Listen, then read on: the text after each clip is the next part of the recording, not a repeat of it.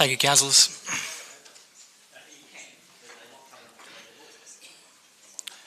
I'll declare this meeting open.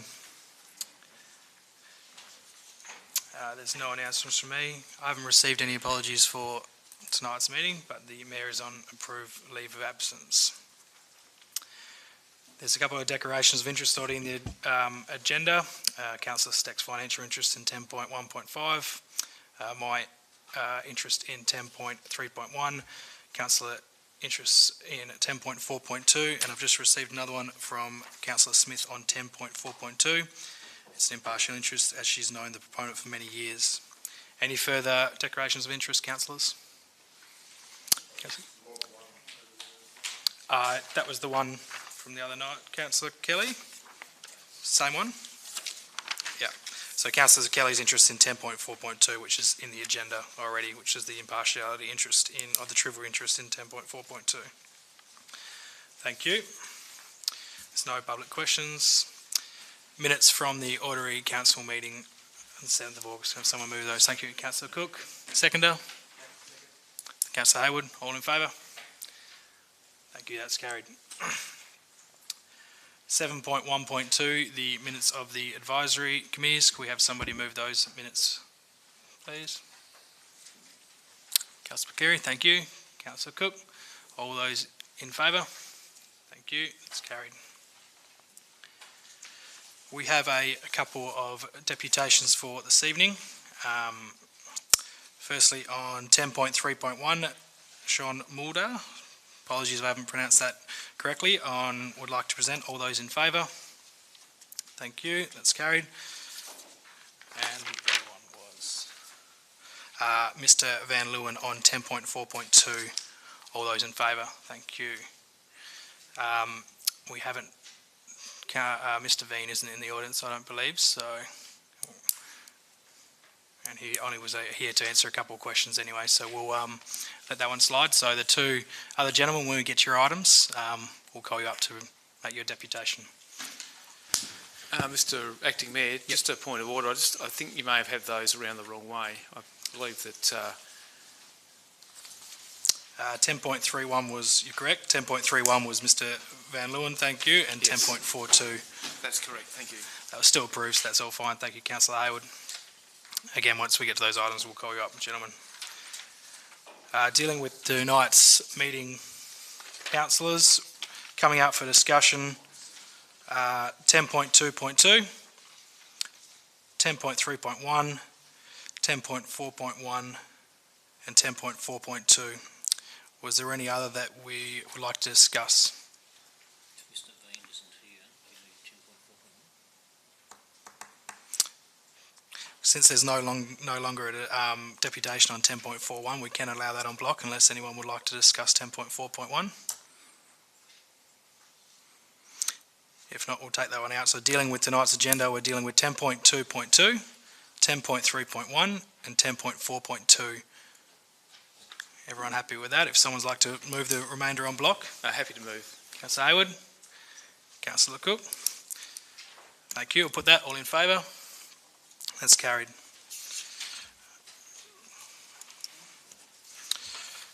So we'll go to 10.2.2, the August budget review. Do we have a mover for that recommendation, councillors?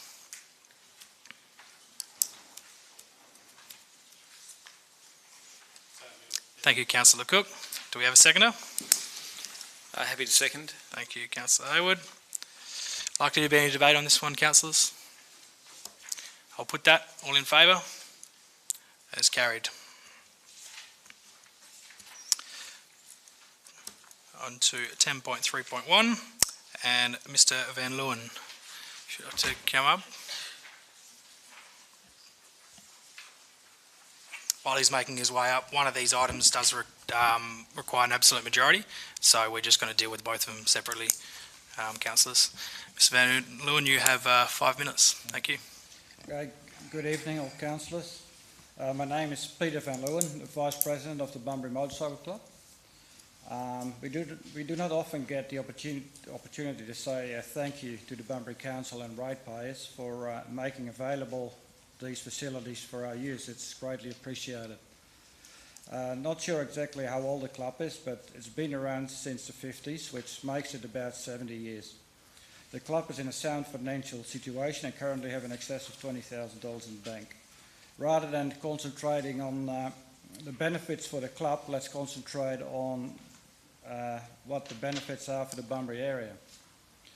The club hosts an average of 3 large meetings per year, on top of several club runs. These larger meetings, the Senior State Round, Junior State Round and Interclub Series, each will attract in excess of 200 riders to the Bunbury area.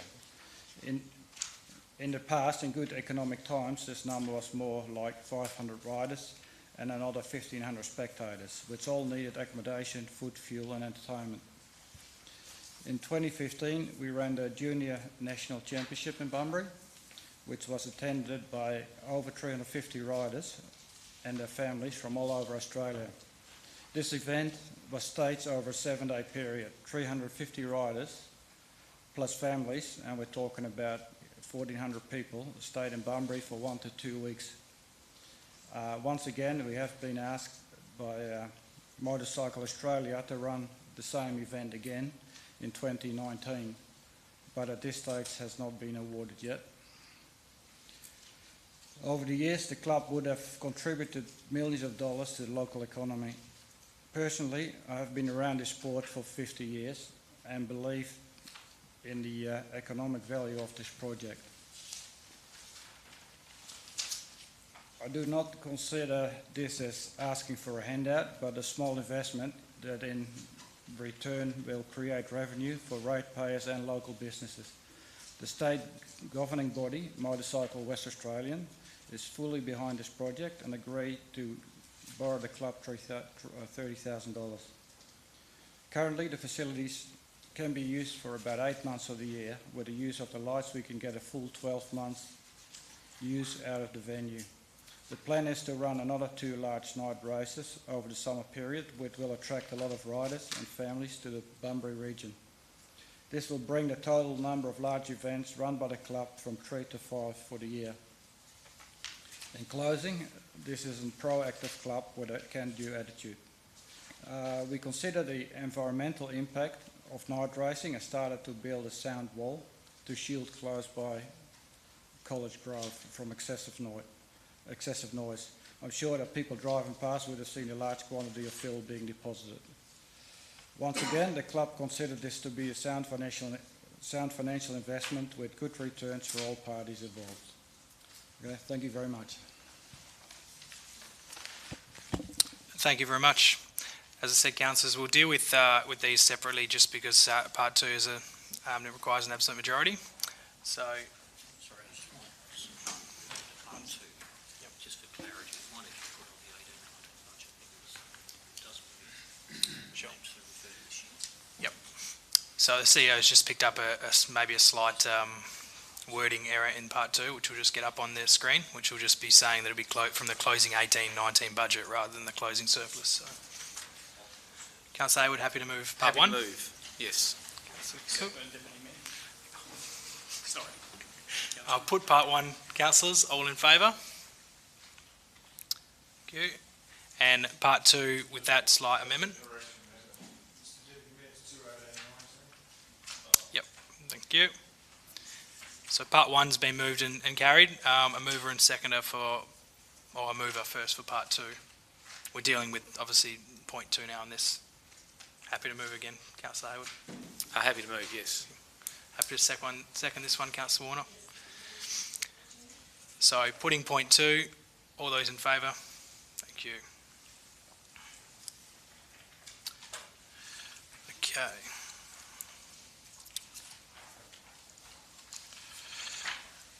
$10.4.2, Mr. Mulder. Sean.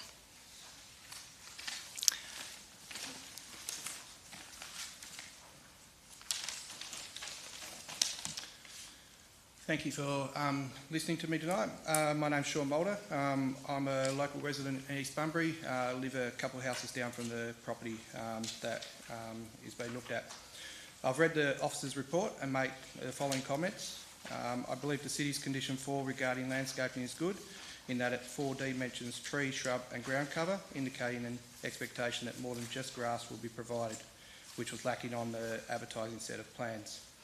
I note that the amendment to DA approved for number 84 Victoria Road, which was a medical centre, required a 3 metre landscaping buffer on the southern side boundary, as shown on the approval site plan. It would be good if condition 4 could be altered such to guarantee a minimum quantity and on the western side to improve the facade blending with the residential area. I've read the officer's report and happy with the operating hours specified in condition 5, noting the proposal is in a frame area. The main concern of mine is the land use. I support the owner in being able to develop the property. I'm just seeking protection of the amenity of the area. The proposal was advertised without a specific tenant in mind, with the planning officer's email listing the business type as physio, chiro or similar. Condition 1 of the officer's recommendation is for must comply with the definition of consulting rooms as contained in Schedule 1 of the local planning scheme. The definition of consulting rooms in Division 2 of the LPS 8 is as follows: means premises used by no more than 2 health practitioners at the same time for the investigation or treatment of human injuries or ailments and for general outpatient care. This means the approval could extend to proposals not of a similar level of risk to amenity than those presented during advertising.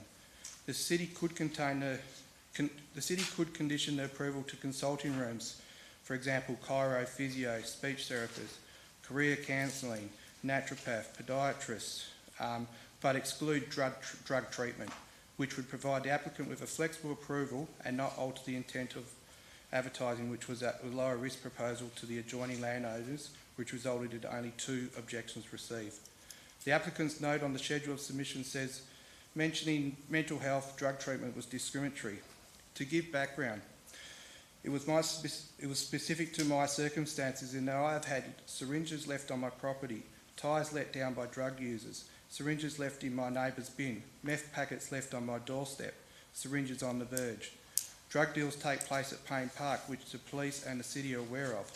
There was a drug bust at Herbert Road in 2017. I don't want these issues exacerbated as the police have told me they don't have the resources to deal with the problems. If the approval was so flexible that a drug treatment was able to use this approval to move in without future consultation, it would be bypassing the rights of the adjoining landowners to be consulted on a proposal that affects the amenity of the area. Landowners in the area know about the local problems for the higher risk proposal to the amenity.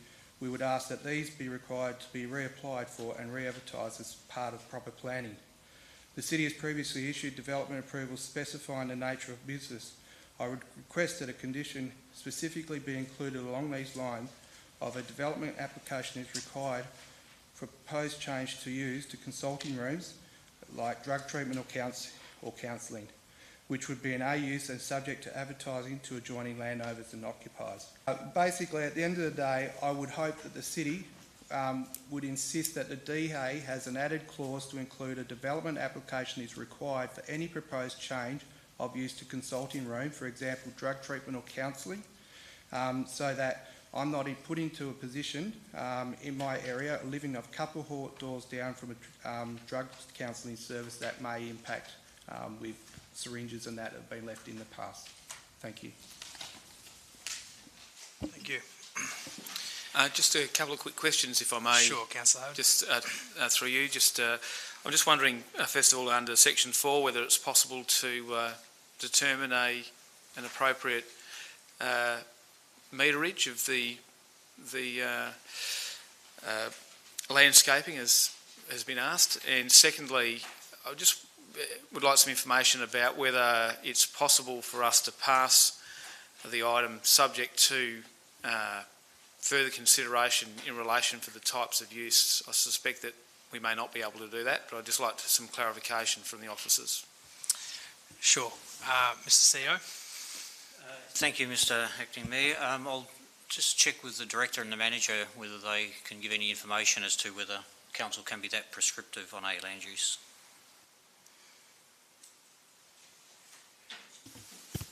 Through you, Deputy Mayor. No, I don't believe so. The scheme is very prescriptive on the land uses as defined under the scheme. And so the land use being applied for is a consulting room, and the scheme definition highlights what a consulting room is and what it can be used for. We can't prescribe the types of consulting that occurs within a consulting room. And the first question? The landscaping question as well. Thanks for that. Yeah, just a question about whether we should be prescribing some landscaping meterage in point 4 as was requested. Through you, Mr Deputy Mayor. There is an approved plan on the attachment appendix DPDS8, and that shows the landscaped area. As is per normal, staff would then require the final landscape plan to be submitted for approval, which is at the city's discretion prior to development commencing. So I'm not sure if there's any further detail that the Director or Manager can add to that. Through you, Deputy Mayor, the only issue is whether there's enough room along that strip. Just a quick look at the plan. There's the setback that's required for the car parking and then the dwelling, and the dwelling is an existing building, so we would have to look at it. But the CEO is correct, it's at the city's discretion. It's certainly something that can be investigated as part of that approval, but without looking at the detailed plans, it's difficult to determine if it can actually fit in. Thanks for that. I'm comfortable to move this motion if you like. Thank you, Councillor Hayward. Councillor Cook, happy to second? Councillor Hayward. Thanks very much. Look, I've recommend this to us councillors. It is a low impact use. It is only a couple of practitioners has been identified. It is, I do understand and understand the community's concern when they do perceive that there may be potential services that they might see as not being something that they may want to have in their neighbourhood. But the reality is, even the gentleman who presented tonight spoke about significant problems in that area which are already present in his street. I don't believe that this is a application for any drug rehabilitation, but it's simply about making a decision around the use of the building, and the building may have many tenants over many years. Buildings last a long time, and I don't think there's any way any of us can determine with a crystal ball who might be a tenant in that building over the next 25 or 30 years. So the decision in front of us is one based around planning. It's recommended for approval. I believe it'll be low impact, and given the nature of the business, I believe that it will be it'll be okay in that space. And also the officers have made an undertaking, as I understand it, to make a bit of a consideration about that landscaping request once the detailed plan comes in. So I think that it's something that we can support, and I'd urge you to do so. Thank you. Councillor Hayward. Councillor Cook. Thank you, Deputy Mayor. Not much. Just happy to support it, and I'd urge other councillors to support the application too. It'll link in well with the City Gates plans for that immediate area, so it'll be a service provision that's probably required. Thank you. Councillor Cook, do we have a speaker against the executive recommendation? Anything further to add, Councillor Hayward? That's the case. I'll put this. All in favour? That's carried unanimously. Thank you very much. That brings us to a close, councillors. I declare this meeting closed at 5:50. Thank you.